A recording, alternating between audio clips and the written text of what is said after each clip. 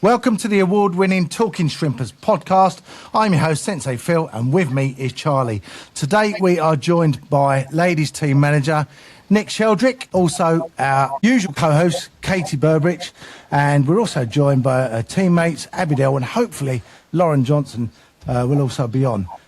Before we come to you, Charlie, we just finished the men's pre-season. Yep. Good 4-0 win against Abbie at the weekend. Yep. Goals for Cardwell from the spot, Saeed Kamara, and 2 for Ryan Coldclough. Now, before the game, or the night before, Rico Richards was announced and Jack Sims has also been announced. So that's really kind of strengthened the squad. And today we've heard that, we knew it was inevitable, wasn't it? That Harry Boyes has gone to York City. That's been confirmed. And Kyle McAdam has joined from Nottingham Forest. He was a trialist on Saturday. So it's been a busy weekend, hasn't it? Yeah, it has. I think it was kind of half expected, wasn't it, though? I think Kieran has sort of alluded to there was still 2 or 3 sort of signings that he wanted before the season sort of starts. We knew that, a keeper was probably on the cards, and the whole Boyes situation has been sort of bubbling around, hasn't it, in the background for most of pre-season, really. So it's not one that's come as a surprise. But no, really been really impressed with his recruitment, to be honest with you. So yeah, just a week to go now before we get underway, which cannot wait now. Yeah, looking forward to it. Okay, on to the Southend Ladies. Now, you've just had, you're still having your pre-season.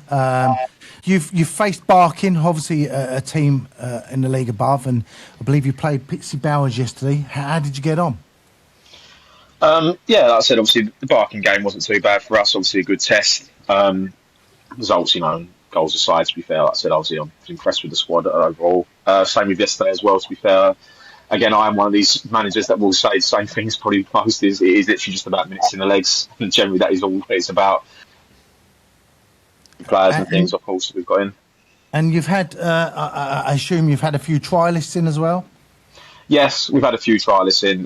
Blade been in, for pretty much most of, obviously, pre-season so far. It's just obviously getting them across the line now and seeing them in game situations and stuff, and obviously how they fare with the squad, obviously with quite a lot of obviously the players that they got from last year staying as well, which is fantastic. So yeah, it's just about moulding everyone together now.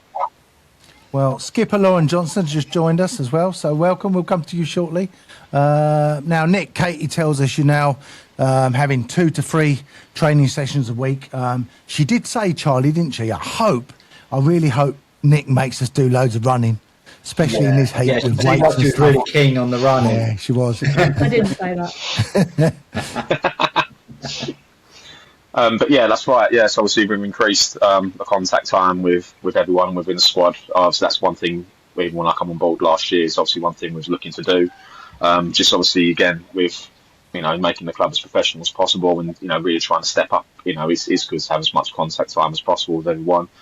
So now, we train on Tuesdays and Wednesdays. When it starts the season, we'll start having a few more online meetings and things on Thursday as well. So, more contact time, better with everyone. It does mean everyone gets to see everyone quite a lot throughout the week, obviously. So, but it's good for team bonding as well. And obviously, again, it's all going towards obviously us, being successful on and off the pitch. So that's the reason why we're doing it. Super. Well, obviously, when Justin and Kozu came in, I had a chat with Justin sort of, earlier on when they came in, and one thing he wanted was for the ladies to have more visibility. Now, obviously, just before the season ended, you had that exhibition game at Roots Hall, which couldn't have gone any better. That certainly put them on the map, didn't it? 100%, yeah. But like I said, that's not down to me at all. Obviously, that's down to the players, of course, that we've got. 3 of them with us now. It's down to them. We just obviously put on, the benchmark for what it needs to be, and, they blew it away, against the, Colchester side, who, of course, are in our division again this year as well, so it's always nice to beat a rival, but it's always good to, of course, get ourselves on the map, as you said, really. Yeah, we didn't mind the result at all, Charlie, did we? No, I mean, I went and I was happy that one did. Yeah, it was a fantastic match, as I say, for a showcase, for people that may have not seen you guys play before, and you girls, it's... I think I'll be very surprised if you don't see a sort of increase in the amount of people that are coming to turn out to watch it, because I thought, the display was phenomenal. It really was. It was some really good quality goals, and the people I sat with were, really, really impressed. Now, Lauren, obviously a big crowd that day. You're not particularly used to, not particularly that big. So, No, definitely you know, not. you could forgive the team for getting a bit of stage fright, but you really didn't, did you? You just, No, it was like you've been doing it for years. I think, you know, coming into it, we were all a little bit nervous. Like, we didn't really know, like, the exact number of people that were going to come. I mean, when we first got there, obviously there was nobody there because we were there really early. And I was just sort of looking around thinking, I actually don't know how many people are going to turn up. But the fact that, you know, the number was over 3,000 is just Incredible. an experience for all of us that we're never going to forget. And, you know, hopefully we get plenty more opportunity in the future because I think we've shown that we can pull a crowd in. So, yeah. Yeah. And the fact you put on a performance like that, what does it say about the characters in the team? Yeah, I mean, I think, obviously, I don't know what's been touched on already, but we even had some players, you know, playing that were, like, on trial for us as well. Yeah. So to be able to kind of pull together in that moment just shows the kind of, like, the foundation of what we've built and, you know, what we want to continue building on. So, yeah, it was a great performance from everyone. I can't fault anyone's performance, really. And, you know, we all worked hard, we worked together, and you could see it when we scored the celebration. You know, all of us come together every time we score. We all come together, whether we're right at the back where I am or playing up top, you know. You can see how much it means to all of us because, you know, we want to share that experience together. Now, I'm going to ask all three of you, going back to that game, if you can recall, how did you approach it? I mean, did you get much sleep the night before? We'll start with you, Abbie. I think I was nervous the night before, but again in the morning we all went for a team breakfast, which was really nice. So we was up like literally together most of the day, really. And Katie? Yeah, I think it was just more about like having that experience as a squad. I think, don't get me wrong, I was nervous. Everyone was nervous, I imagine. But I think when we got there and we realised that people had actually paid their own money to come watch us, it was sort of like a realisation moment that actually we do sort of mean something and that we need to go out and show them what we're made of. And I think the minute we all stepped out on the pitch, the nerves sort of went away and we just sort of embraced it. You certainly did that, that's for sure. Well, I just want to ask all three of you, really, where your kind of individual journey started from. You know, was it always from the minute you're born I'm going to play football, or, you know, how did you get to here? We'll start with you, Abbie. Yeah, so I started playing probably when I was about 8. Again with my brother, he was in a team, and then I was the only girl coming up that way. And then when I turned 16, I had my first women's game at Barking Ladies at the time. So that was my first game experience in women's football, and then played ever since then, really. Lauren? Yeah, so I was kind of similar. I think I was about 9 when I started playing. I just joined like I think it was called like male soccer camp or something. So it wasn't even like a really like serious. It wasn't a serious team or anything. I was just kind of playing with the boys, playing football with the boys. And then I think my first ever team, it had so many different names. I can't remember what it started as, but it was like Essex All Stars, and it was Burbridge. So loads of names changed. And then yeah, I joined Southend when I was 14. So right back in the start when they first had their first ever youth set up, I went to the first trial day and got offered the first ever place technically for Southend. So to say that I've like gone through that over the last 11 years now, I've been playing for them. So it's been a long time, and yeah, it's been great, and it's been such a journey of like growth for me as well. So yeah, and I enjoyed every minute of it. And Katie, I know you were obviously a ball girl for Southend quite early. You obviously joined us as a co-host during the season last year, you know, and what you've brought to us has been invaluable. Where did it start for you? I think I was about 4 or 5 when I started. We had family friends, and all the boys would always play football, and they said, do you want to come along to one of our training sessions? And then I played for the boys team for 8 years, and then it got to the point where they didn't really want a girl on the team anymore, so I then sort of branched into girls football and played for Essex and met a few people, and then went into sort of women's football. So yeah. Fantastic. Obviously, Nick, you know, big player for you last year, Ellie Nichols, big boots to fill. Obviously, she's moved on. Just a word about Ellie and how are you going to fill her boots? Yeah, well, like I said, first off, you know, she's been absolutely, you know, nothing short of superb. Obviously, you know, I've worked with her before when she's at Burbridge when she's a bit younger, and you know, it's fantastic obviously to work for her again, you know, the last little bit of the season obviously since I came in. And yeah, look, like I said, she's a true professional, fantastic person off the pitch, and we all know her quality while she's on the pitch as well. So yeah, like, you know, big boots to fill, of course. Obviously we wish her well, obviously, again with her partner, obviously with the move. But yeah, like I said, realistically, what we're looking for as a whole team, as a whole squad now, is we want to try and make sure we get goals from all over the team now. Obviously, again, Eddie's goals were brilliant, don't get me wrong, Yeah. but we need to make sure that, again, we have goals coming from every aspect of the team, be it, of course, defenders, midfielders, and, of course, again, the attackers that we bring in. You hear that, Katie? You're due a goal. We always wind her up every week. You might This be waiting season, a it's going to while. happen this season. She's going to rocket one from 40 yards, top bins. We'll see. Well, obviously, following the Roots Hall game, the ladies have made a number of appearances.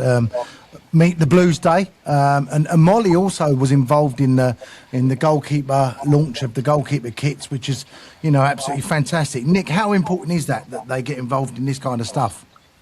Yeah, I mean, it is really good. I said, as we spoke about earlier, it's good for, the girls to be involved. And obviously, it's nice, obviously, the club together. Look, I said, we're not there yet, but of course, it's a starting point. Eventually we want to make sure, we're fully involved and fully, inclusive with everything that's going on. But as I said, it is a starting point. There's bumps in the roads and things like that, but that's, that's part of it. We just want to make sure now that we have that exposure, which the girls deserve, of course, going forward.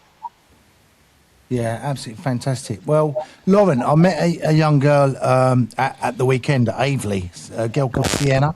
Was playing with the Rayleigh Hawks. She mentioned women's football. She was talking about, obviously, you guys. But it's young girls like that is where you want to be, isn't it? What do you realise the inspiration that you guys are now for those young girls in the community? I don't think I really did until, we played at Roots Hall. I think there were so many young girls, boys, parents that I spoke to. Like, some of the parents were saying how this is the first ever game they've brought their kids to. They hadn't even been to a men's game, and they'd come out to watch us play. So I don't think it really hit me until we were there, just how much of an impact we can have on the younger girls. And hearing from Katie and Abbie as well, we all played with boys when we were younger because we didn't have the opportunities that we do nowadays. So to be able to I guess inspire those younger generations to get involved from such a young age is really important. And there's so many great youth setups now and things like that. So yeah, they've got so many more opportunities that they need to take hold of. I was going to say, Lauren, because now, like you say, every single one of you mentioned that you all were part of a boys' team growing up and stuff, whereas now obviously females football, you look at the Lionesses, they probably were quite crucial in sort of halfway and an interest for the girls. All of a sudden, there's girls that want female players' names on the back of their shirts and things like that. And to see now, it's a lot more accessible, as you say, for sort of younger girls now to go into a girls' team instead of having to go through the younger ages of a boys' team, wait until you're sort of 14, 15 to then get into a female team. Exactly, and I think as well, I don't know too much about youth football nowadays, but loads of so I'm a PE teacher, so loads of the kids at school tell me, they're playing JPL and things like that. There's so many higher standard opportunities now as well than there was, back when we were younger. So I think that's all fantastic, and like you said, it's all about that pathway and inspiring them to get involved from a young age so they can build and grow their talent, really. Yeah, fantastic. Yeah, well, we were very close to getting Michelle Agamang on today. Her father is a friend of mine, but unfortunately she's got another function on. But looking at her career, she's just 20, a local girl from Ockenden, MBE now, BBC Sports Young Personality Year, Euro winner with the Lionesses. Dreams can become a reality, can't they? And certainly, Nick, Southend now is providing a platform locally for girls to fulfil that dream. Yeah, exactly. As I've said in previous interviews and stuff before, people do forget that Southend is a city. It's a huge city. Yeah. So much more. And what I would essentially say sometimes with, almost untapped talent, because, it's just not been, it's not so exploited, but obviously it's not been looked at yet. And obviously that's something, again, certainly that we're looking at the backs of minds, of course, to go from there. I'd love to say that next year we'll have, 5 youth teams and this, that, whatever else and stuff. And of course, that's definitely something, again, we look to inspire to in the future, of course, because again, as like I mentioned, we want to make sure we do generally create that pathway from the younger age groups all the way up to senior football, and obviously, again, hopefully, find the next stars, of course, of the women's game. But it's just obviously, it does take a bit of time to, to set up and put into place. But it's certainly something, again, that we're looking to do.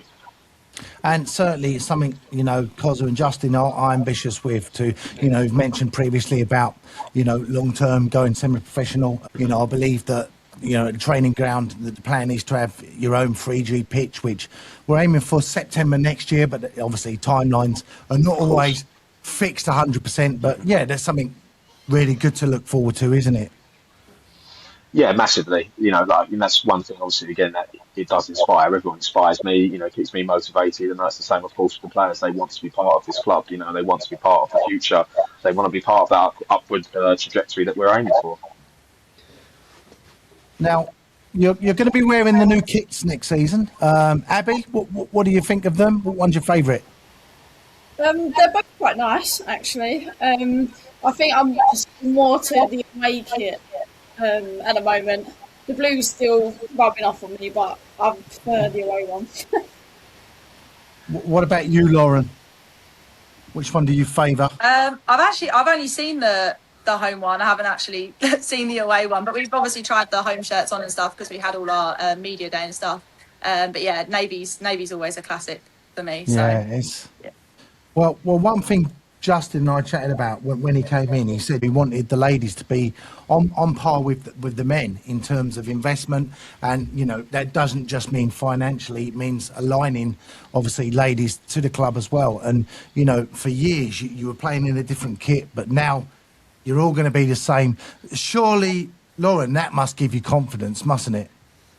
Yeah, definitely. Like I said, I've been at Southend for a very long time. We were playing with different kit, mismatched kit, under the bright, colourful community badge, and then we obviously recently, in the last couple of seasons, changed over to the Southend United badge. So yeah, it's just showing that growth really, and how much the club does want us involved, and by the opportunities they're giving us. So it's a massive push for us as well. Every time we play for the badge and with pride. So yeah, it's nice to be able to do that in the same kit as the men's, definitely. Yeah, and absolutely. And when you play other teams now will associate you 100% with Southend United, which is, I think that's a huge thing, isn't it? Yeah, I think so. We've got a lot of teams in our league that have got big names. One of them obviously being Colchester United, whose clubs, linked very closely. And, I think it's great. It's not only our club, it's a lot of other clubs as well that are now, tying their women's teams in more with the men's as well, which is what we want to see for everyone, really. So, no, it's been good. And, like I say, it's teams like Colchester, Chelmsford, they're all taking that next step in growing their women's team. So it's really important, yeah. Yeah, absolutely. Well, we're going to test all your knowledge now on women's football. We're going to have a little bit of a trivia. I think we should go Nick versus the girls, don't you, Charlie? Yeah, I think it's only fair, isn't it? Come on.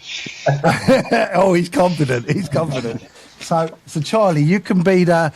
If you want to guess, just put your hand up, Charlie. Watch out for who puts hand up first. I think we've established I'm no good, but we'll see. I'm going to be terrible. If you get it right, you get 2 points. If you get it wrong, it goes to the other team, who gets a chance, and they'll get 1 point. So, Charlie, watch him for the hands to be raised. Look, Nick, he's up for it. Right, an easy one to start with. What is the nickname of the England women's national football team? Yeah, there we go, Nick, straight out the blocks. Lionesses. Go on, Nick. There you go, 2 points to Nick. Who scored the famous winning goal for England in the UEFA Women's Euro 22 final against Germany? Chloe Kelly. Was that Katie? Yeah. Chloe Kelly. Chloe Kelly. There we go. 2-2. 2-2. Can you name the England forward that was banned for 2 games after a red card against Nigeria in the 23 FIFA Women's World Cup? Oh, Katie's on fire, yeah? Go for it. Lauren James. It was Lauren James, 4-2. Got a bit of catching up to do now, Nick. Right, the Football Association banned women from playing an affiliated ground in 1921. When was the ban lifted? Might be worth a guess. Go on, I'll do it. Go on then. Go on then, Nick. 1988? Oh, a bit earlier than that. Any ladies want to have a guess? That's a no. Charlie, do you know? I wouldn't have a clue, nah. It was 1971, so 50 years later. 50 years later, so it's still 4-2. Okay, which player holds the record for the most international goals scored by any footballer, male or female, with 190 goals? Oh, Oh, Katie's going for it again. yes. I'm not sure. Is it Ellen White? It's not Ellen White. I'll give you a No. clue. She plays for Canada. Oh, God. They kept showing her at the World Cup. I can't I think know of the her face, name. it's the name now. Yeah. Abbie, you're looking maybe a bit... Mate, I ain't got a clue. It is. It's Christine Sinclair. Nick's going to kick himself now. Okay, few more. Which player won the Ballon d'Or in 2019? Oh, what's that? I'll give you a clue. It was an American. Come on, Nick. Has he got it? Is it a girl? Is that a silly question? Say that again? Is it a female? Yeah. Is It's it all Alex women's. Morgan? No. Oh. So that means Nick gets a free shot for 1 point. It wasn't Megan Rapinoe, was it? It was. Well Yeah. done. 4-3. It's getting closer. Well done. Right. We've got 4 more. The 1990 Women's World Cup final at the Rose Bowl in California saw over 90,000 fans watch which game? I wasn't even born then. How am I meant to know that? I weren't born in 66, but I know we won the World Cup then.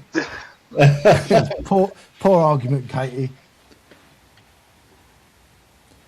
I'll give you a clue. USA It's got to be America. beat another big nation. Brazil? Oh, should have done that. Brazil? No, so ladies get a free shot now. Who's Think big as in size. Can we confer as a group before I give my answer? Yeah, can we confer? Go on then. We'll let Same them. size, like Russia. Yeah, that's what I was thinking. Or Canada? Is that your final answer? I don't know. Yeah, I don't know. Is that your final answer? Which one? What should we go for? You pick. You're the captain. You're No, don't fool that. I'll go Russia. I'll go Russia. The answer is China. Oh. Oh, Still I would have gone 3 Russia as well, Lauren, so yeah. 3 more questions. 3 more questions. So this one could be vital. The first ever UEFA Women's Euro was played in which year? Abbie, you're very quiet. You can't answer some. Yeah. Mate, I'm no good with all this. Just have a guess. I'll go on. Go on then, Nick. 2000? No. It was way before that. Earlier than that. Yeah. Ladies, you can have another guess at this. Katie, you take a guess on this one. Oh, what did Nick say? 2000? Yeah. What do we reckon? Before or after? Before? No, they said it was earlier. Yeah, Oh, it was earlier. earlier. Earlier than 2000. Yeah. Go like, Chuck it out there. go like 1980. Oh, who said that? Yeah, Me. 1980. It was close. It was 1984. Oh, Very close. Still So that's, 4-3. can we have half a 2 point? more questions. No. All right, are you ready for this? I'm sure you're all going to get this one. Who went on to win I'm a Celebrity, Get Me Out of Here, following her retirement from football? Nick looks gutted because Katie's straight in there. Come on, Still Katie. round up. Jill Scott. It is Jill Scott. So we are 6-3. I knew that one. Nick, you're playing for pride now. Got one more Yeah, mate. question. I'm a celebrity's got me. Yeah. Kelly Smith, England's second highest goal scorer, played for which American side from 2009 to 2012? Are they still a team now? I think they are. The ladies are one, so they don't care. Nick's playing for pride. Nick's I've like got a extra guess. running. I've got a guess, but I don't know if it's right. I think, yeah. I'll give you a clue, and a very good clue. The second name is Breakers. Oh, that's not what I was thinking. Break. B Breakers.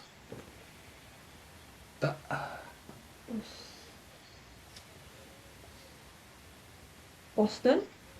Yes. Who said that? Me?